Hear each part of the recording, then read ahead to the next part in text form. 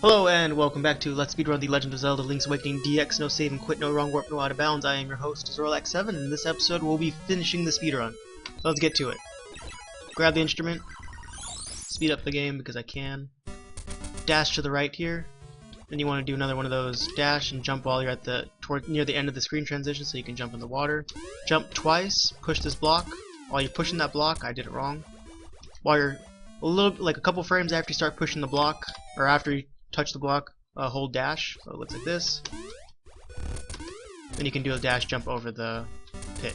Then we're going to go to the left here, trying to dash speed wherever you can. Go to the left some more. Go down. We've been here before.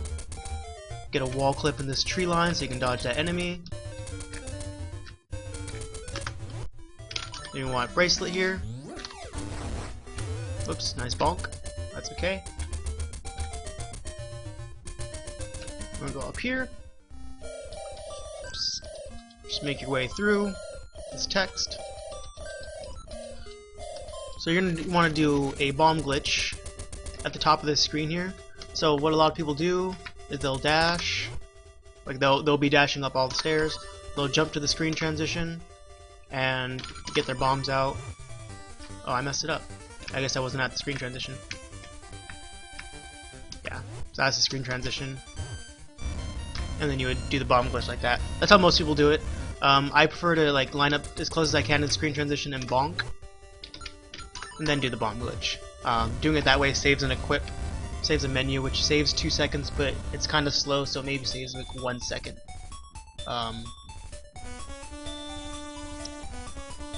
Overall.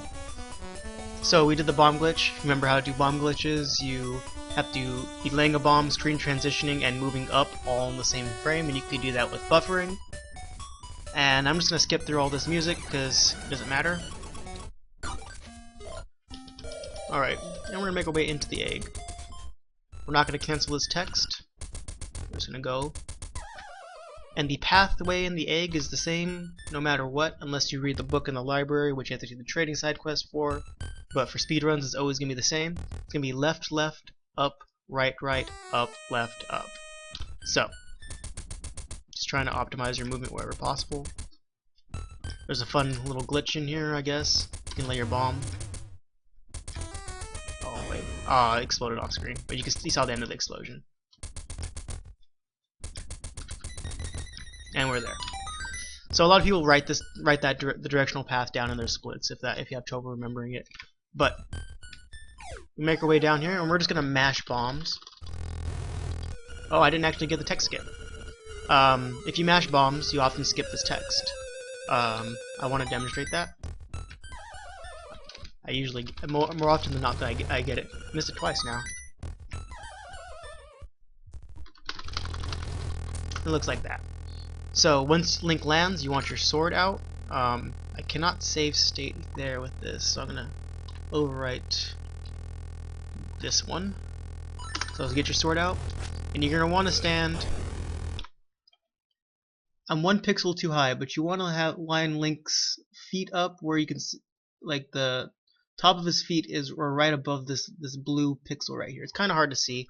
I'm gonna do frame advance. So that's where you want to line Link up for this trick here. You can line Link up 1 pixel lower, and that's okay too. You can see the 3 pixels here, like the little curvature. But ideally, 1 pixel higher is slightly better, slightly more consistent for this trick. So this is the Blob quick kill I'm going to go over right now. So if you're on that pixel, move right a little bit or left a little bit. Wait for the blob to jump, swing your sword, and then hold it. And unfortunately it didn't kill the blob, but sometimes it does. That's the right pixel.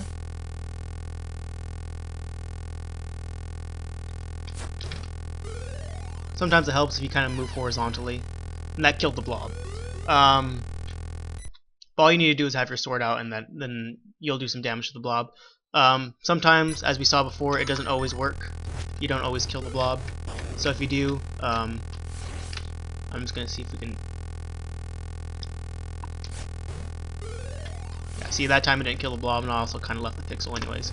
So what you would do in that case is you would get your powder, and then powder him 2 more times for the last bit of his life. Alright, so that's the blob quick kill if you got the tech skip. If you did not get the tech skip, like I'm not even gonna mash bombs, so we're just gonna skip through all this text here.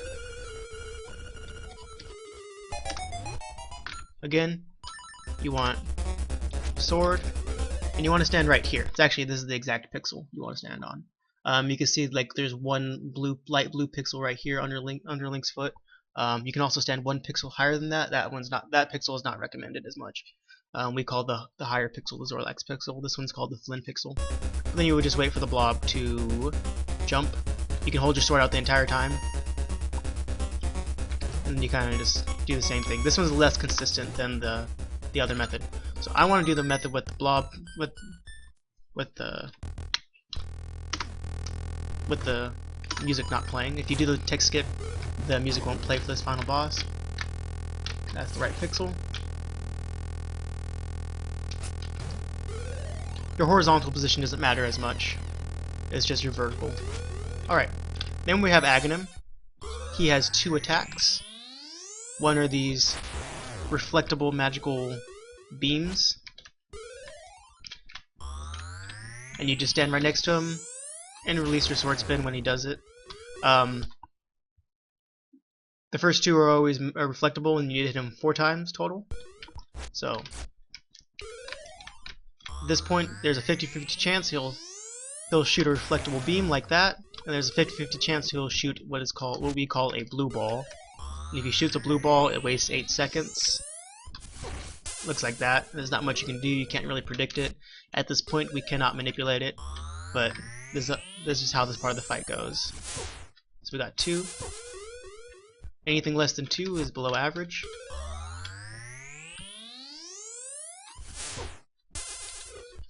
You just kind of have to wait here.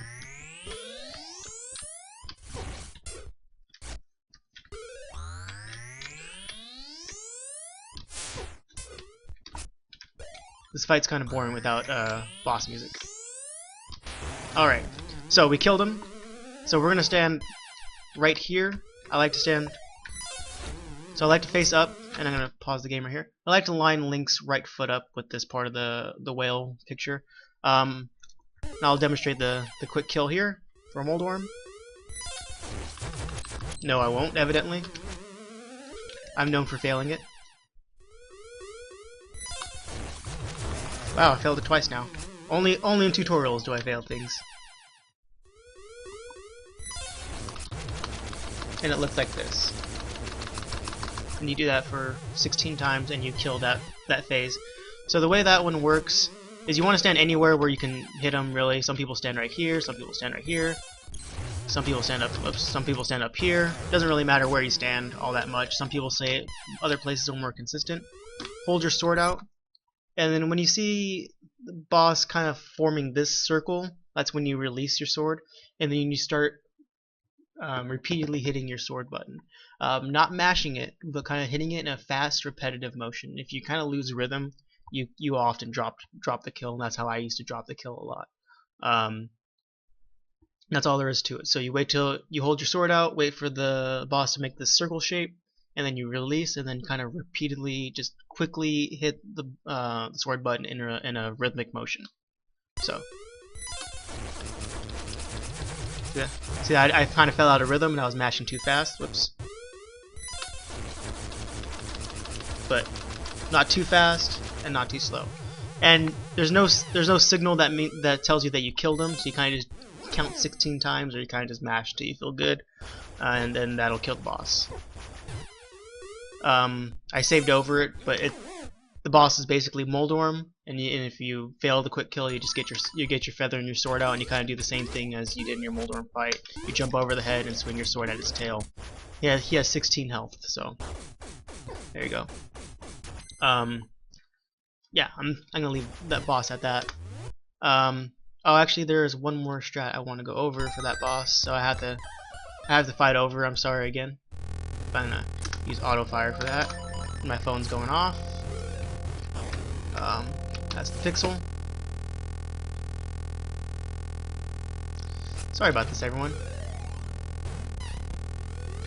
But we can go over this again, or we can see this again.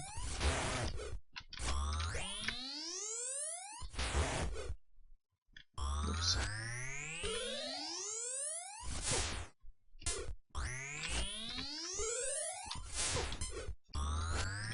What's up with the bad RNG right now?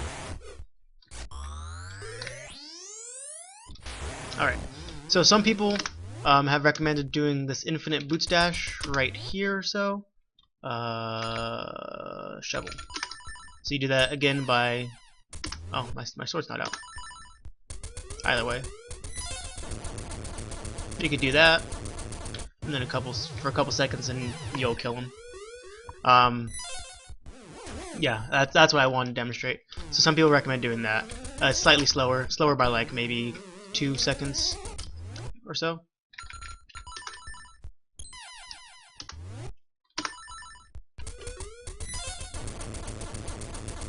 And that's all you need to do.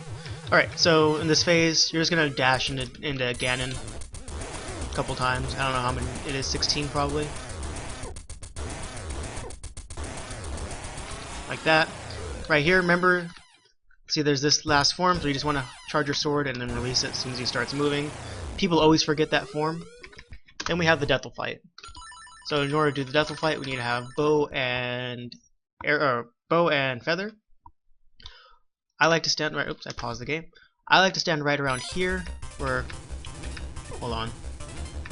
Right there, where top of Link's foot. It's like at this little windfish area. Some people like to push Moldorm against this wall, or Dethyl against this wall. You do whatever fits for you. So I'm going to keep my fight there. And then you just have to wait for Dethyl to open up his eye, and then you shoot him with arrows. You can get a maximum of 4 arrows per cycle, RTA. Like that. I'm very bad at it. People say that if you time it out, you kind of just time out the distance between your arrows. That's a little bit easier to get all 4 hits. I just mash. Whoops, I kind of. So the boss has 16 health. You can kind of manipulate where he's moving. He tries to stay the same distance from you at all times. So. And whenever he opens up his eye, it's RNG. There's nothing you can really do to manipulate it. You just gotta have to wait. That's really all that you can say. It's just gonna take a little bit of practice. And I actually could die. And after 16 hits, he dies. And you just mash the text. You don't take damage on him. So, for the last bit of the game, you want to stand in this corner, cancel through this text, and then just walk diagonal. You hold a diagonal right there. So you don't want to jump. You just want to. This will ensure that you get to the stairs at the first possible frame that you can. And timing of the run ends when the screen fades fully to white. So not yet, not yet, not yet. Advancing the game 1 frame at a time. Right there. That's the frame that you end time. And then that's it. That's the whole speedrun. Sorry that this one took a little bit longer than I should have to demonstrate this. But yeah, if you have any questions, leave them in the comments. You can email me on Twitch. I'm at twitch.tv/zorlax7. Also, you can email me at zorlax7srl@gmail.com. Yeah, it was fun making this. I'm sorry it took so long. Sorry I'm pretty wordy, but that's all you need to know for the speedrun, and happy running. And that's going to be it. I will see you guys around.